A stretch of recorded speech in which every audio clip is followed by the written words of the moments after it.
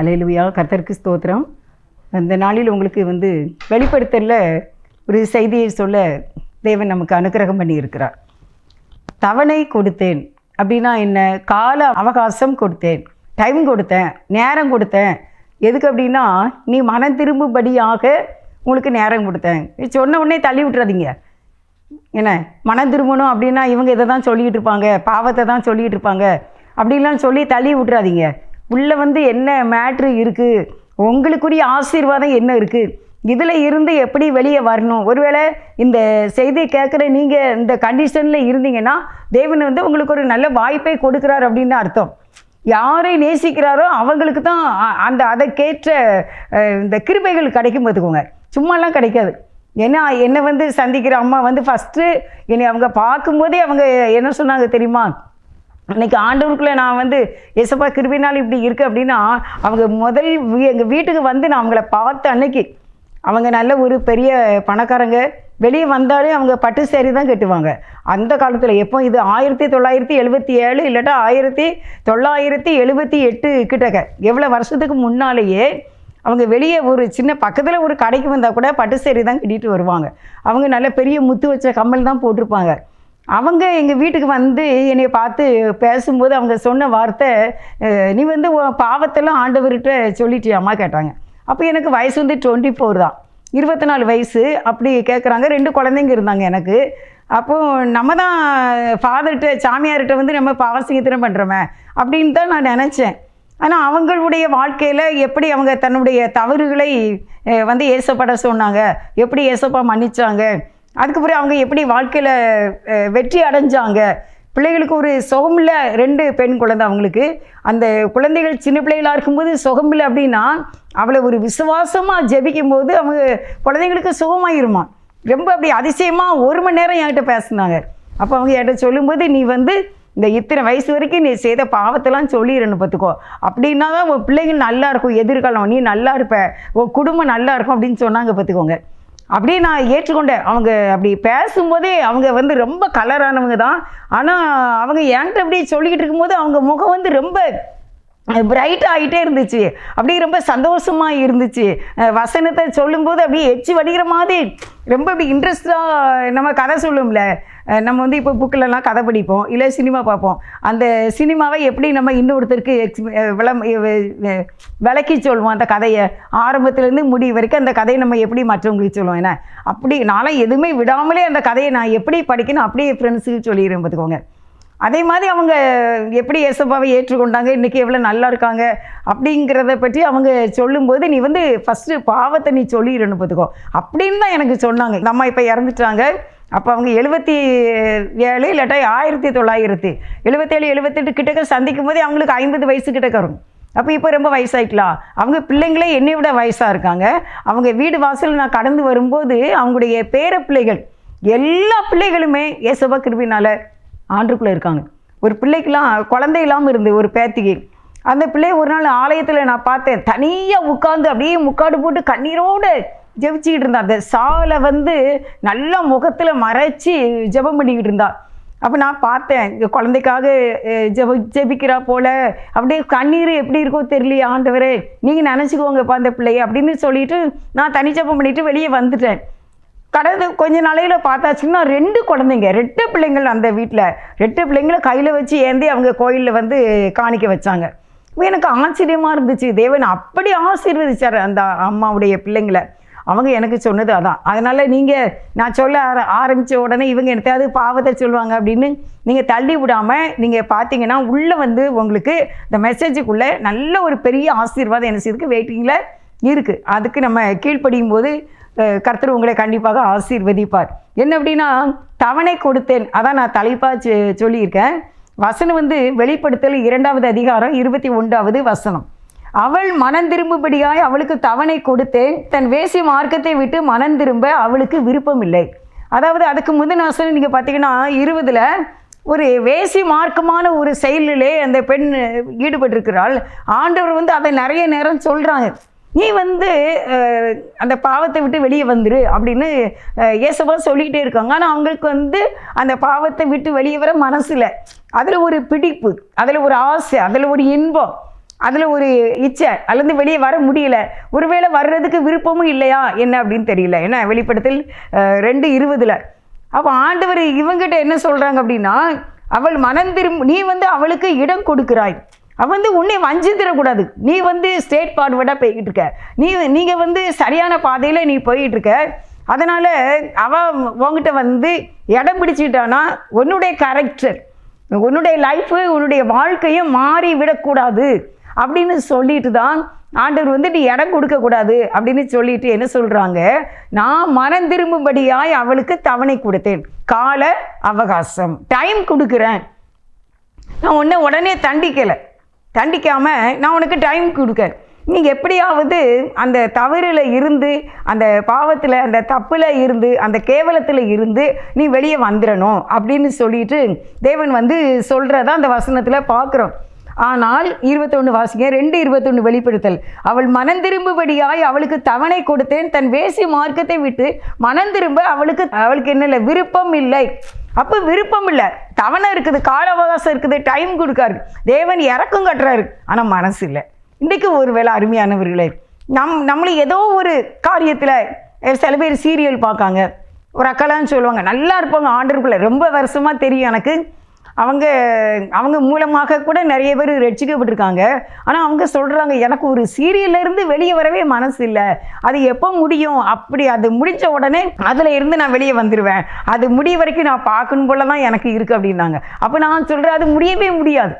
ஏன்னா தினத்தந்தியில் கன்னி தீவு அப்படின்னு சொல்லிட்டு, நான் எங்கள் அம்மா வீட்டில் எப்போ நம்ம பேப்பர் வாசிக்க எங்கள் வீட்டில் டெய்லி பேப்பர் வாங்குவாங்க அம்மா வீட்டில். அப்போ நான் படிக்கும்போது கன்னித்தீவு அப்போவே இருக்குது. இப்போ எனக்கு 60 வயசுக்கு மேலே ஆகிட்டு இன்னுமே அது என்ன தான் செய்துக்கிட்டு இருக்குது, வந்துக்கிட்டே இருக்குது. அதனால் அது முடியவே முடியாது, கர்த்தருடைய வருகை மட்டும் வந்துட்டு தான் இருக்கும். அதே போல் தான் நம்முடைய பாவங்கள், இந்த சீரியலு, நாடகம், ட்ராமா, சினிமா எல்லாமே அதுக்கெல்லாம் முடிவே இருக்காது. நம்ம தான் அதை விட்டு வெளியே என்ன செய்யணும், வரணும். ஆசீர்வாதம் வேண்டும் என்றால் அது நம்ம ஏமாற்றும், அதை நம்ம வஞ்சிக்கும், அது அப்படியே எல்லாமே பொய் தானே. ட்ராமா, நாடகம் எல்லாமே கற்பனை கதைகள் தான். அதில் விட்டு வெளியே வர்றதுக்கு மனசு இல்லை அப்படின்னு சொல்லியிருக்கு. ஒருவேளை உங்களுக்கு இன்றைக்கி நான் எப்படி எழுதியிருக்கேன் அப்படின்னா, உங்களுக்கு விருப்பம் இல்லையா அப்படின்னு சொல்லி கொஸ்டின் மார்க்கு கேட்டு எழுதியிருக்கேன். தேவன் எனக்குள்ளே கற்றுக் கொடுத்ததை தான் நான் உங்களுக்கு சொல்லிக்கிட்டு இருக்கேன். அப்போது நீ வெளியே வந்தால் அதுக்குரிய பலனை கொடுப்பேன் அப்படின்னு ஆண்டவர் சொல்கிறார். எதில் அப்படின்னா வெளிப்படுத்தல் 2:22, இதோ நான் அவளை கட்டில் கிடையாக்கி அவளுடனே விபசாரம் செய்தவர்கள் தங்களுடைய கிரியைகளை விட்டு மனம் திரும்பாவிட்டால் அவர்களையும் மிகுந்த உபத்திரவத்திலே தள்ளுவேன் அப்படின்னு ஆண்டவர் சொல்கிறார். நீங்கள் இதில் வெளியே வந்துருங்க, இல்லைன்னா உங்கள் கூட ஒரு இருக்குது. இப்போ ஒரு சிகரெட்டு ஊதுறான். இப்போ நான் ஆட்டோவில் வந்தேன் பார்த்துக்கோங்க, இந்த செய்திக்காக வரும்போது நல்ல ஜென்டிலாக இருக்காங்க, நல்ல ஷர்ட்டு போட்டு, நல்ல பேண்ட் போட்டு, நல்ல பணக்கார தோரணையில் நிற்கிறாங்க, பையங்களாம் நின்றுறாங்க, எல்லாம் சீர்ட்டு ஊதுறாங்க. கஷ்டமாக இருக்குது மனசுக்கு. நான் ஆட்டோவில் இறங்கி சொல்லையா முடியும்? இப்படிப்பட்ட பாவத்தில் கூட்டணி அமைக்கிறார்கள். 3 பேர் 4 பேர் நின்று தான் தவறுகளை செய்கிறார்கள். தனியாக போய் எவனும் தவறு செய்யலை, எவளுமே தனியாக செய்யலை. அதுக்கு 2 பேர் 3 பேர் இருந்து தான் அந்த தவறுகளை செய்கிறத நம்ம பார்க்கிறோம். அதனால் ஆண்டவர் சொல்கிறார், நான் என்ன செய்வேன், உபத்திரவத்தில் நான் தள்ளிடுவேன் அப்படின்னு சொல்கிறார். 23 அவளுடைய பிள்ளைகளையும் கொல்லுவேன், அப்பொழுது நானே உள்ளந்திரியங்களையும் இருதயங்களையும் ஆராய்கிறவர் என்று எல்லா சபைகளும் அறிந்து கொள்ளும், அன்றியும் உங்களில் ஒவ்வொருவனுக்கும் உங்கள் கிரியைகளின்படியே பலனளிப்பேன். அப்போ நான் சொன்னேன், மனம் திரும்பலைன்னா நான் உன் பிள்ளைகளை என்ன செய்வேன், கொல்லுவேன். ஏன்னா நான் தான் உள்ளந்திரியங்களையும் இருதயங்களையும் ஆராய்ந்து அறிகிறவர் தேவன் அப்படின்னு தேவன் சொல்கிறாரு. அதனால் நீங்கள் ஒவ்வொருவரும் மனம் திரும்புங்க, உங்களுடைய கிரியைக்கு தக்கன நான் பலன் கொடுப்பேன் அப்படின்னு ஆண்டவர் சொல்கிறார். அப்போ நம்ம நல்லதை நம்ம செலக்ட் பண்ண வேண்டியதானே. என்ன இப்போ நல்ல ஒரு ஆப்பிள் பழம் இருக்குது, பக்கத்தில் என்ன இருக்குது, ஒரு வேப்பம் பழம் இருக்குதுன்னு வச்சுக்கோங்க. நீங்கள் ஆப்பிள் பழம் சாப்பிடுவீங்களா, வேப்பம் பழத்தை சாப்பிடுவீங்களா? சாப்பிட மாட்டிங்களா? இப்போ வெள்ளரிக்காய் இருக்குது, வெள்ளரிக்காய் சாப்பிடுவீங்களா, பாவக்காய் சாப்பிடுவீங்களா? நமக்கு எது சுவையாக நமக்கு இருக்குமோ அதை தான் நம்ம என்ன செய்வோம், நம்ம சாப்பிடுவோம். அதே போல் நீங்கள் நல்லது நீங்கள் செய்தீங்கன்னா கர்த்தர் நல்ல பலனையே உங்களுக்கு அளிப்பார். ப்ராக்டிக்கல் நம்ம கண்டிப்பாக செய்யணும். நம்முடைய முயற்சி இருக்குது, கர்த்தருடைய வாக்குத்தத்தம் இருக்குது, கர்த்தர் ஆசீர்வதிக்க தான் இருக்காங்க. இருந்தாலும் நம்ம விட வேண்டிய காரியங்களை விட்டு விட வேண்டும். வேதத்தில் இருக்கு, பாபிலோன் குமாரத்தியே உன் கழுத்தில் உள்ள கட்டுகளை அவிழ்த்து விடு, அப்பொழுது உன்னை ஆசீர்வதிப்பேன். நீ ஒரு காரியத்தில் என்ன செய்திருக்க? கட்டப்பட்டு இருக்க. நீ கட்டப்பட்டதில் இருந்து கட்ட அவிழ்க்கப்பட வேண்டும். நீ தான் அதை அவிழ்க்கணும். கழுத்தில் கிடக்கிற கட்டை நீ தான் அவிழ்க்க வேண்டும் அப்படின்ட்டு ஆண்டவர் சொல்கிறார். அதனால் அருமையானவர்களே, இந்த நாளிலே நம்முடைய கட்டு அவிழ்க்கப்பட நீங்கள் தேவனிடத்தில் விருப்பமாய் இருந்து ஆண்டவரிடத்தில் நம்ம செல்ல வேண்டும். அப்பொழுது அவர் அந்த கிரியைகளுக்கு தக்கதாக நமக்கு பலன் தருவேன் அப்படின்னு சொல்கிறார். அவனவன் கிரியைக்கு தக்கதாக பலன் அளிப்பேன். அப்போ நம்ம ஏசப்பாட்ட வாங்கும்போது என்ன பரிசு வாங்குகிறோம்? கிஃப்ட் வாங்கணும்ல, தண்டனை வாங்கக்கூடாதுல்ல. என்ன எந்த விதமான ஒரு கஷ்டத்தையும் நம்ம அனுபவிக்கக்கூடாது. ஏசப்பாட்டு இருந்து நல்லதை தான் அனுபவிக்கணும். ஏன்னா அவர் சொல்கிறார், இமைப்பொழுது கைவிட்டேன் அப்படிங்கிறார். இமைப்பொழுது கைவிடுவது லேசா? எவ்வளவு பெரிய கஷ்டம்! தேவன் இமைப்பொழுது கைவிடுறது யாரால தாங்க முடியும்? அவர் ஒரு செகண்ட் வேற பக்கம் நம்மளை விட்டு திருப்பிட்டாருன்னா நம்மளால தாங்கவே முடியாது. சாத்தான் அப்படியே அடித்து கொண்டே போயிடுவான். மட்டாய் தண்டிப்பேன் அப்படின்னு சொல்கிறாங்க ஆண்டவர். நான் சொல்லுவேன், எப்பா மட்டாயெல்லாம் தண்டிக்கவே கூடாது. நான் தயவு கேட்குறேன், உங்ககிட்ட இறக்கம் கேட்குறேன், கிருபை கேட்குறேன். நீங்கள் தயவு செய்து நான் மனம் திரும்பிடுறேன்ப்பா, இனி மட்டா கூட நீங்கள் தண்டிக்காதீங்கப்பா, அப்படிலாம் எங்களால் தாங்கவே முடியாதுப்பா அப்படின்னு தான் சொல்லணும். அருமையானவர்களை, நம்மளால் ஆண்டவருடைய தண்டனையெல்லாம் நமக்கு தாங்கவே முடியாது. ஆனால் அவர் தண்டிக்கிறவர் தான், அவர் கைவிடுகிறவர் தான் அப்படின்லாம் வேதம் சொல்லி தான் இருக்குது. ஆனால் சொல்யூஷனும் இருக்குது, விடையும் இருக்குது, உனக்கு மாற்று மருந்து இருக்குது. அது என்ன? எல்லாவற்றையும் விட்டு, தேவையில்லாதவைகளை விட்டு நீ என்னிடத்துல வா. உன்னுடைய கூட்டணியை நீ சரிபாரு. நீ நல்ல கூட்டணியில் இருக்கியா? நல்ல கூட்டணி அமைப்பில் இருக்கியா? நம்ம எதில் இருக்கோம்? நம்ம ஆராய்ந்து பார்த்து நம்ம ஆண்டவரிடத்துல வரும்போது கண்டிப்பாக நல்ல பலனை தேவன் நமக்கு அளிப்பார். அடுத்து வெளிப்படுத்தல் 2வது அதிகாரம் 24 தியேத்ராவிலே இந்த போதகத்தை பற்றி கொள்ளாமலும் சாத்தானுடைய ஆழங்களை என்று அவர்கள் சொல்லுகிறார்களே, அந்த ஆழங்களை அறிந்து கொள்ளாமல் இருக்கிற மற்றவர்களாகிய உங்களுக்கு நான் சொல்லுகிறேன், உங்கள் மேல் வேறொரு பாரத்தையும் சுமத்த மாட்டேன். ஆண்டவர் என்ன சொல்ல அப்படின்னா, ரொம்பலாம் உன்னை நான் கஷ்டப்படுத்த மாட்டேன். அது இங்கிலீஷில் நான் பைபிள் எடுத்து பார்த்தேன் பார்த்துக்கோங்க. அதில் எப்படி போட்டிருக்குன்னா, I will put on you no other burden. நான் ரொம்ப கஷ்டமான பேர்டன், ரொம்ப கஷ்டமான ஒரு பாரத்தை உன் மேலே என்ன செய்ய மாட்டேன்னா சுமத்த மாட்டேன். வேறு ஒரு பாரத்தை சுமத்த மாட்டேன். அதான் I will put on you no other burden. அதெல்லாம் நான் சுமத்த மாட்டேன். அதனால் நீ என்னிடத்துல நீ வா அப்படின்னு கூப்பிடுறாங்க. அந்த விரும்பி கூப்பிடுறாங்க. என்ன அப்படி, அதாவது தயவோடு கூப்பிடுறாரு. தவணை கொடுக்குறேங்கிறாரு, டைம் கொடுக்கங்கிறாரு, ஆண்டவர் கால அவகாசம் கொடுக்குறேன் அப்படிங்கிறாரு.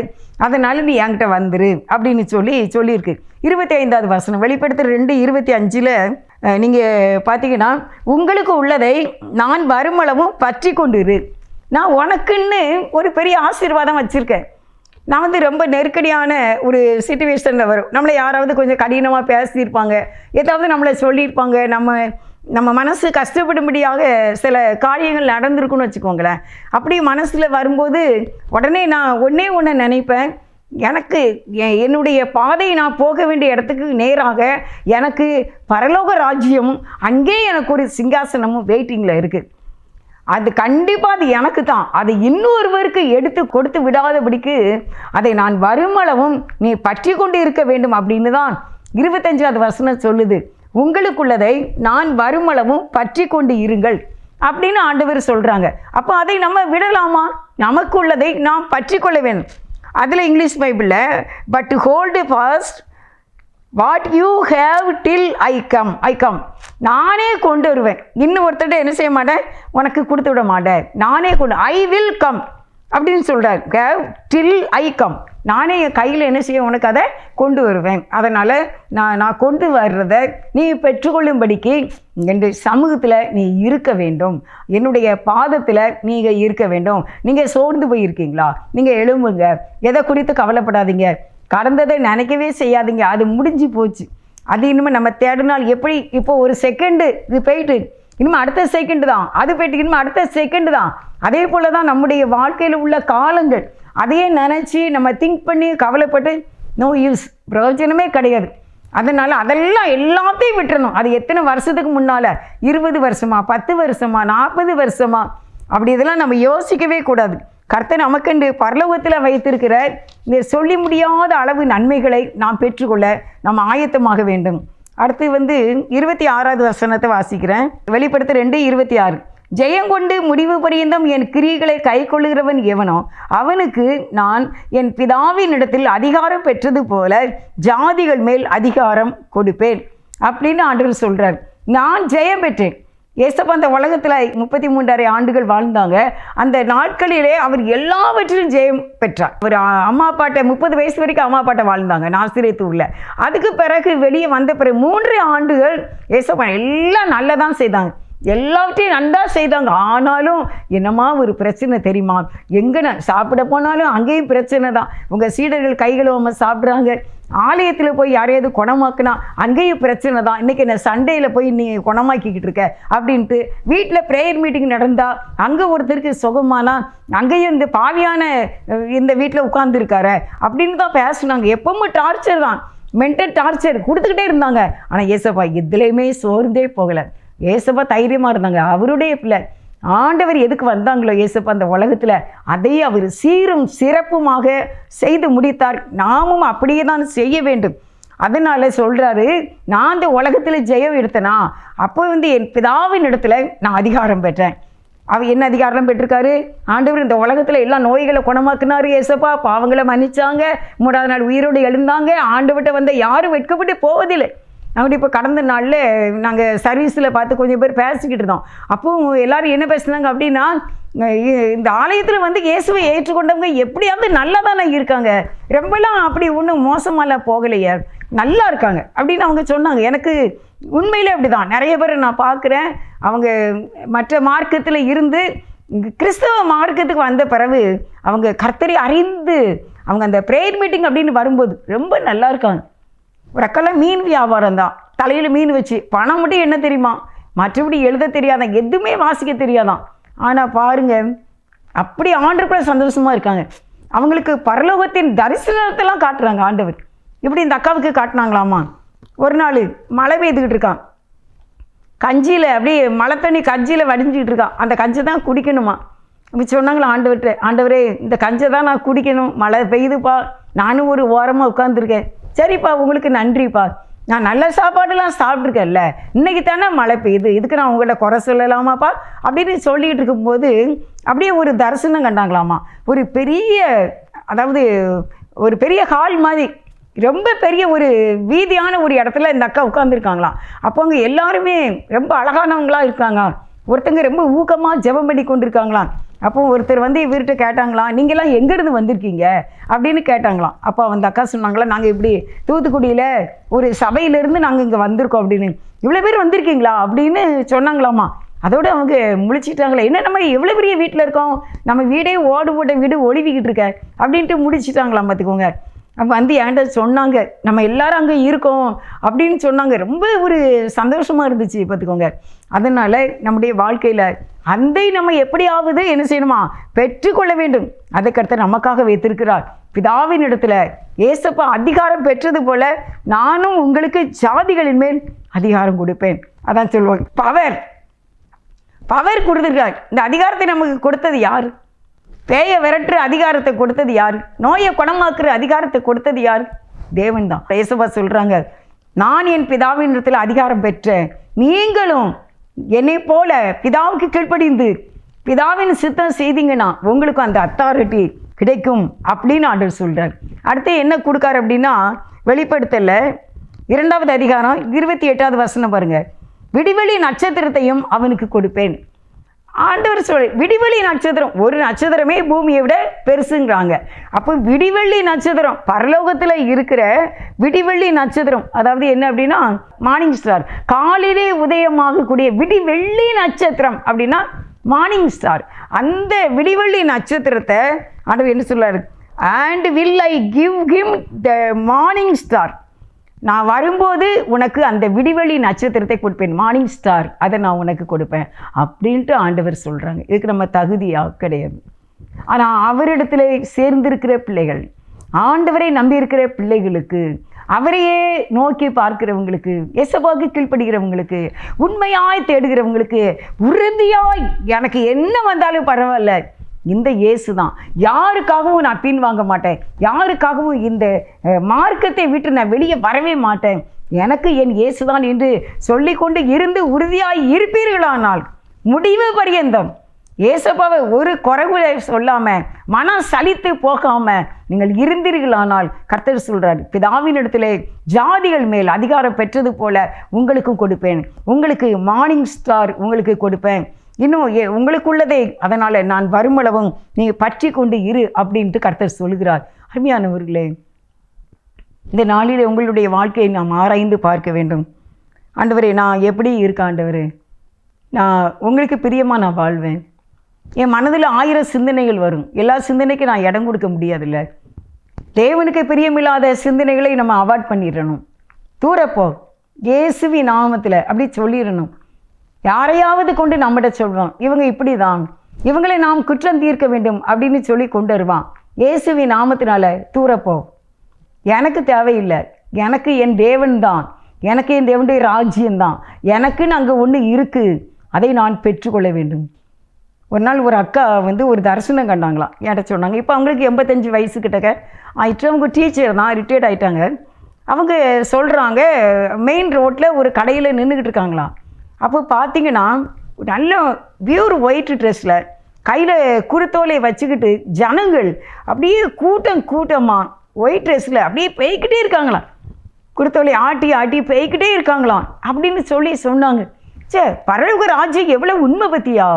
என்ன பரிசுத்தவான்கள் பரலோகத்தில் வெண்வஸ்திரம் தரித்து அவர்கள் இந்த உயர்ந்த இடத்துல இருப்பார்கள், கையிலே குருத்தோலை பிடித்தவர்களாய் அவர்கள் இருப்பார்கள் என்று வெளிப்படத்தில் சொல்லியிருக்க. அது உண்மைதான் போல. நான் எப்படி அந்த காட்சியை கண்டேன் தெரியுமா? நிஜமாக நடக்கிற மாதிரியே நான் பார்த்தேன். நம்ம தெருவில் அந்த பெரிய மெயின் ரோட்டில் அவங்க கடையில் நின்னாங்களாமா. அந்த கடையில் இருந்து ஜனங்கள் அப்படியே ஒயிட் ட்ரெஸ்ஸில் கூட்டமாக வரிசையாக போய்கொண்டே இருந்தார்களாம். அன்றைக்கி நினச்சாங்களாம், ஆண்டவரே, நானும் இந்த கூட்டத்தில் சேரணும், நானும் இனிமேல் உமக்காக ஜீவிப்பேன், நானும் இனிமேல் பரிசுத்தமாக இருப்பேன். நான் ரொம்ப கோபப்படுவேன்ப்பா, எதுக்கெடுத்தாலும் எனக்கு ரொம்ப கோபம் வரும். இனிமேல் நான் அப்படி கோபப்பட மாட்டேன், நான் உங்கள் பிள்ளையாக நான் ஜீவிப்பேன். எனக்கும் அந்த வெண்வஸ்திரம் வேணும், எனக்கும் அந்த குருத்தொலை வேணும் அந்த பரலோக ராஜ்யத்தில் அப்படின்னு நான் நினச்சிக்கிட்டேன் பார்த்துக்கோ, நான் அப்படி ஜெபம் பண்ணியிருக்கேன் பார்த்துக்கோ அப்படின்னு சொன்னாங்க. எனக்கு இன்னுமே அவங்க கண்ட காட்சி நான் கற்பனை பண்ணி பார்த்தேன். அப்படி ஒரு அழகான ஒரு வாழ்க்கை நமக்கு தேவன் வைத்திருக்கிறார். நீங்கள் இந்த பூமியில் உள்ளதை பார்த்து சோர்ந்து போகாதீங்க, ஏமாந்து போயிடாதீங்க, யார் மேலே வைராக்கியமாக இருக்காதீங்க, கோபப்படாதீங்க, பொறுத்துக்கிடுங்க, சகித்துக்கிடுங்க. ஏனென்றால் நமக்குன்னு ஒரு ஆசீர்வாதம் காத்திருக்குது. ஒருவேளை இந்த ஊரில் நம்முடைய பெற்றோர் நமக்கு நல்லாவே செய்யலையா, நம்முடைய கணவன் நமக்கு எதுவுமே ஒரு போட்டு தங்கம் கூட தரல அப்படின்னு நீங்கள் நினச்சிட்டு இருக்கீங்களா? அப்படிலாம் நினைக்காதீங்க. அதெல்லாம் நமக்கு தேவையில்லை. எல்லாமே இந்த உலகத்தில் அழிஞ்சு தான் போகும். இந்த உலகத்தில் உள்ள பொண்ணோ பொருளோ புகழோ எல்லாமே என்னதான் செய்யும், மறைஞ்சி போகும். ஆனால் பரலோகத்தில் உள்ளது மட்டும்தான் என்றென்றைக்கும் நிலைத்திருக்கும். அதனால தான் ஆண்டவர் இந்த வசனத்தை சொல்கிறார், விடிவெளி நட்சத்திரத்தையும் அவனுக்கு கொடுப்பேன் என்று சொல்லுகிறார். அடுத்து ஒரு வசனம் சொல்லி இந்த செய்தியை நான் முடிக்கிறேன். வெளிப்படுத்தல் 2:29 ஆவியானவர் சபைகளுக்கு சொல்லுகிறதை காதுள்ளவன் கேட்க கடவன் என்று எழுது. ஆவியானவர் சபைகளுக்கு சொல்லுகிறார். என்ன சொல்லுகிறார் அப்படின்னா, உனக்கு காது இருக்குதா? காது இருந்தால் கேட்டுக்கோ. ஒரு அக்கா இந்து மார்க்கத்தில் இருந்தாங்க, ரொம்ப தீவிரமாக இருப்பாங்க. அவங்க அவங்க சொன்னதை சொல்கிறேன். அவங்க இந்த தெருவில் ஒரு சப்பரம் வருமா, அப்போ அதுக்குன்னு மஞ்சள் பூசுவாங்களாம். இந்த பக்கம் வர்ற சப்பரத்துக்குன்னு குளிச்சுட்டு வேறு மஞ்சள் பூசி தலை சீவி பூ வச்சு நல்ல பெரிய பொட்டு வச்சு அது பிறகு தேங்காய் பழம் எல்லாம் கொண்டு இந்த தெருவில் உள்ள சப்பரம் வரும்போது கொடுப்பாங்களாம். அதே சப்பரம் தான் அடுத்த தெருவுக்கும் வருமா. இது அவங்களுக்கு பின் வாசலாம் பார்த்துக்கோங்க. அப்போ அதுக்கு பிறகு திருப்பி குளிச்சுட்டு திருப்பி வேறு சேலை சட்டை மாற்றி திருப்பி மஞ்சள் பூசி திருப்பி வேறு போட்டு வச்சு அதுக்கு பிறகு வேறு தேங்காய் பழம் வெத்தலை எல்லாம் வாங்கி கொண்டு அதுக்கு பிறகு இந்த ரோட்டுக்கு வருகிற அந்த சப்பரத்துக்கும் வேற கொண்டு கொடுப்பாங்களாம். அப்படி இருந்தவங்களை தேவன் இன்றைக்கு மாற்றி இருக்கிறார். ஐயோ, நான் எப்படிப்பட்ட ஒரு அறியாமையில் இருந்திருக்கேன். இந்த உண்மையான இயேசுவின்னு தெரியாமல் போயிட்டேன். அவங்களுடைய இருதயத்தில் எப்படின்னா தாமரை மொட்டு மாதிரி அப்படியே வளர்ந்துக்கிட்டு இருந்துச்சாமா ஒரு நோய். அது எக்ஸ்ரே, அந்த காலத்தில் ஸ்கேன் கிடையாதான் பார்த்துக்கோங்க. அதனால எக்ஸ்ரே எடுத்து பார்த்து டாக்டர் சொல்லிட்டாங்களாம், இது தாமரை மொட்டு மாதிரி வளர்ந்துட்டு இருக்கமா. இது என்ன செய்யணும்னு தெரியல. ஒவ்வொரு எக்ஸ்ரேலையும் அது ஒவ்வொரு விதமாக என்ன செய்யுது, அது வளர்ந்துக்கிட்டு இருக்குமா, இதை என்னமா செய்ய அப்படின்னு. ஆனால் அவங்களுக்கு திடீர்னு அப்படியே மூச்சு முட்டிட்டு வந்துடுமா. வந்த உடனே வீடு சின்ன வீடு தானா, அப்படியே முத்தத்தில் கடந்து என்ன செய்வோம், உருளுவாங்களாம், நம்ம செத்துருவோம். அதுக்குள்ளே யாராவது அவங்க வீட்டில் ஆட்டோ ஏதாவது சின்ன குட்டி பிள்ளைங்களாம் ஆட்டோ பிடிச்சி அவங்களே கணவன் கடைக்கு எதுவும் போயிடுவாங்க போல், உடனே ஆட்டோ பிடிச்சி அவங்கள கொண்டு ஆஸ்பத்திரியில் கொண்டு போய் சேர்ப்பாங்களாம். அப்படி இருந்திருக்காங்க. அதுக்கு பிறகு இயேசுப்பா பற்றி அவங்க கேள்விப்பட்ட உடனே நமக்கு இப்படி ஒரு நோய் இருக்குது, நம்ம இந்த 2 பக்கமும் நம்ம இவ்வளவு அது என்ன இதெல்லாம் செலுத்துகிறோம், நம்ம காணிக்க செலுத்துகிறோம், நானும் சுகமாக மாட்டேங்க, அப்போ நம்ம இனிமேல் கிறிஸ்தவ மார்க்கத்தை பின்பற்றலாம் அப்படின்னு சொல்லிட்டு அப்படியே அவங்க இயேசுப்பாட்டை வந்து இயேசுப்பா பிள்ளையாக மாறி ஞானஸ்நானம் எடுத்தாங்க. இன்னும் அவங்க நல்லா இருக்காங்க, இன்னும் சுகமாக இருக்காங்க, இன்னும் நல்ல ஆரோக்கியமாக இருக்காங்க. அவங்க பிள்ளைகள் கல்யாணம் முடிஞ்சு அவங்க பேரம்பேத்திலாம் இப்போ பெரியவங்களும் ஆயிட்டாங்க. இன்னும் வரைக்கும் அவங்களுக்கு அந்த நோயே இல்லவே இல்லை. அருமையானவர்களே, இந்த நோயே இப்போ கிடையாதான். நல்ல சுகமாக இருக்கேன், ஆரோக்கியமாக இருக்கேன், எனக்கு அது இருந்தது மாதிரி அடையாளம் கூட இல்லை அப்படின்னு சொல்கிறாங்க. அது என்ன நோயாக இருந்திருக்கும் ஒரு வேளை பாருங்கள், யோசித்து பாருங்கள். ஆனால் தேவன் அவங்களை காப்பாற்றி இருக்கிறார்.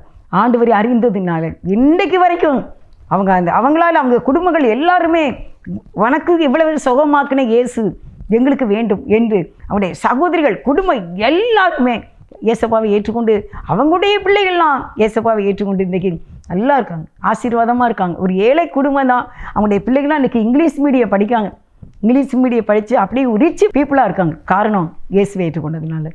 அருமையானவர்களே, அதை நான் இன்றைக்கி சொல்கிறேன், நீ உனக்குள்ளதை வருமளவும் பற்றி கொண்டிரு. நான் வரும்போது ஆவியானவர் சபைகளுக்கு சொல்லுகிறதே காதுல. அப்போ அவங்களுக்கு எப்போவுமே சபைக்குள்ளே போகும்போதே காதுள்ளவன் கேட்க கிடவன் நல்லது தான் வருமா, ஐயோ எனக்கு காது இருக்க, அப்போ நான் இந்த பிரசங்கத்தை கேட்பேன் அப்படியே சொல்லுவாங்களாம். என்னைக்கெல்லாம் சர்ச்சில் வாசலில் என்ட்ரு பண்ணுறாங்களோ அப்போல்லாம் ஒரு அங்கேருந்து மெசேஜ் வருமா, காதுள்ளவன் கேட்க கிடவன், ஐயோ எனக்கு காது இருக்குப்பா நான் கேட்பேன். அப்படியே கேட்டு கேட்டு கேட்டு தான் அவங்க இன்றைக்கி இந்த மார்க்கத்தில் இயேசுப்பாவை வணங்கி இந்த மார்க்கத்தில் வந்து இன்றைக்கி நான் சுகத்தோட ஆரோக்கியமாக இருக்கேன். அவங்க மூலமாக ரட்சிக்கப்பட்டவங்க கணக்கே கிடையாதான். கிராமத்துலலாம் நிறைய போய் ஊழியர் செய்கிறாங்க அப்படின்னு சொல்கிறாங்க. அல்லேலூயா, அருமையானவர்களே. அதனால் நமக்கு காது இருக்கிறதுனால இங்கிலீஷ் பைப்பில் நான் வாசித்து பார்த்தேன், he who has an ear let him hear what the Spirit says to the churches. காது உள்ளவன் கேட்க கடவன் என்று சபைகளுக்கு சொல்லுகிறார். அப்போ இன்றைக்கி சபையில் இருக்கிற நம்ம காது உள்ளவள் நம்ம கேட்க கிட வேண்டும். தமிழில் என்ன சொல்லியிருக்கு 2:29, ஆவியானவர் சபைகளுக்கு சொல்லுகிறதே காதுள்ளவன் கேட்க கிடவன். இன்றைக்கி நம்ம மூலமாக பரிசுத்த ஆவியானவர் பேசி இருக்கிறார். உங்களுக்கு காது இருக்குதுல்ல, உங்கள் காது இருக்குதுல்ல, நீங்கள் கேட்டுக்கொள்ளுங்க. நான் சவுண்டாக தான் பேசுகிறேன். இங்கே கிராஸ் டிவிலையும் உங்களுக்கு நல்ல சவுண்டாக தான் வைப்பாங்க. டிவியிலனாலும் சரி, யூடியூப்லனாலும் சரி, உங்களுக்கு வரும்போது நல்ல சவுண்டாக தான் வச்சு விடுவாங்க கிராஸ் டிவியில். அதனால் அருமையானவர்களே, காதுள்ள நீங்கள் கேட்டு இந்த ஆசீர்வாதத்தை எத்தனையோ பேர் பெற்றுக்கொண்டாங்க, இந்த சகோதரியும் பெற்றுக்கொண்டாங்க, நானும் பெற்றுக்கொண்டேன். தேவன் உங்களை ஆசீர்வதிப்பார், கர்த்தர் கூட இருப்பார். God bless you.